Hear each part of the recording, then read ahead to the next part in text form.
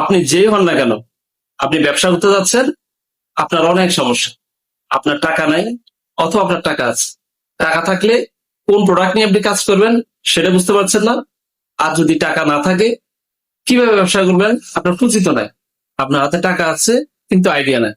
আপনার হাতে টাকা নাই, আপনি বুঝতে পারছেন না আপনি জিরো ইনভেস্টমেন্ট দিয়ে কিভাবে ব্যবসাটাকে দাঁড় করাবেন। আপনি একদম ডেডিকেটেড, অর্গানিক ভাবে আপনি কিভাবে ব্যবসাটা করবেন, একটা বিজনেস জিরো থেকে কিভাবে দাঁড় করাবেন, সেই বিষয়ে আপনি বিভিন্ন জায়গা থেকে ঠেকে ঠুকে শিখে ব্যবসা শুরু করলে কিন্তু খেয়ে গেলেন ধরা। সো এরকম পরিস্থিতিতে আপনি বুঝতে পারছেন না জিরো ইনভেস্টমেন্ট দিয়ে কিভাবে একটা ব্যবসা দাঁড় করাবেন। আপনার আরো কয়েকটা সমস্যা। আপনি চাকরি করছেন, আপনার হাতে তো সময় নেই। আপনি তাহলে ব্যবসা কিভাবে করবেন? আপনি যে চাকরিটা করতেছেন সে চাকরিটা আপনার অনেক বেশি প্যারা লাগে। আপনি এই লুপ থেকে বেরিয়ে আসতে যাচ্ছেন। সেই বাসা, অফিস, বাসা। আপনি যে বেতনে চাকরি করছেন সে বেতনে আপনার সংসার চলছে না। আপনার মনে হচ্ছে আপনি এত পড়াশোনা করেছেন, এত কষ্ট করে, এত খাটুনি এবং অনেক কম বেতনে চাকরি করার জন্য না, আপনি একটু ভালো লাইফ লিড করার জন্য পড়াশোনা করেছেন।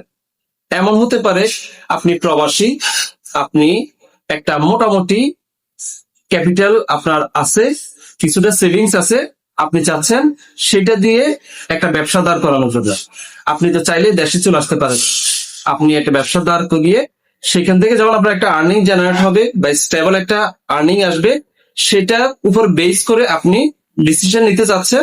আপনি বাংলাদেশে চলে আসবেন, ফ্যামিলির সাথে সুন্দরভাবে কোয়ালিটির সময় কাটাবেন। আপনি পড়াশোনা করছেন, পড়াশোনার পাশাপাশি বিজনেস করতে যাচ্ছেন। আপনার এম ইন লাইফ চাকরি করা না, আপনার ইচ্ছে হচ্ছে বিজনেস করা। লাভ লোকসান আছে, আবার ব্যবসা করে অনেকে ধরাও খেয়েছে। কিন্তু প্রত্যেকের গল্পটা আমরা কিন্তু জানি না কেমন হয়। আমরা যদি একটা বিজনেস জিরো থেকে শুরু করি, একে মান্থলি একটা স্টেবল পর্যায়ে নিয়ে যেতে পারি। এবং যেহেতু আমরা জিরো ইনভেস্টমেন্টে শুরু করছি, বিজনেসটা একদম শূন্য থেকে শুরু করার কারণে অনেক কিছু এখানে থাকবে। এখানে অনেক কৌশলগত ব্যাপার থাকবে, এখানে অনেক ধরনের সমস্যা থাকবে।